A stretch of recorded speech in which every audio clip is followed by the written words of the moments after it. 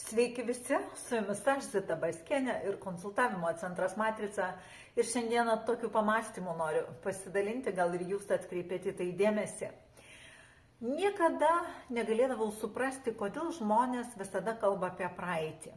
Ar jie buvo kelionį, pradeda pasakoti, kaip buvo, ar kas ten vyko, kokie procesai. Visada jie kalbėdavo apie praeitį.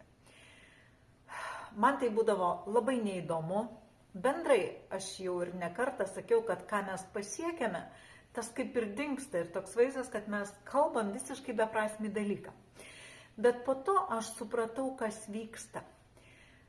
Kadangi tos žmonės iš šalies galėjau tyrinėti, stebėti jų gyvenimus, aš supratau, kad dažniausiai apie praeitį kalba tie žmonės.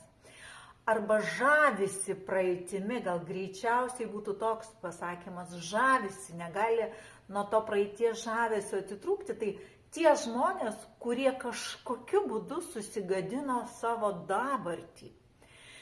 Nes tik žmogus susigadinęs savo dabartį gali svajoti apie praeitį. Čia vėlgi matematika. Matematinės sekos principas 1, 2, 3. Pravedant analogiją, tai yra praeitis, dabartis, ateitis. Iš dabarties yra kelias į ateitį.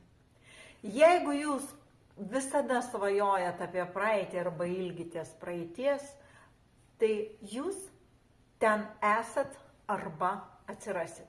Tai šiandien aš noriu palinkėti sukurti kiekvienam jūsų nuostabę, kiek įmanoma nuostabiausią dabartį, kad iš jos turėtumėt kelią į ateitį.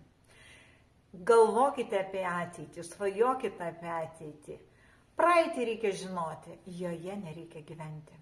Gyvename eidami į priekį. Ačiū.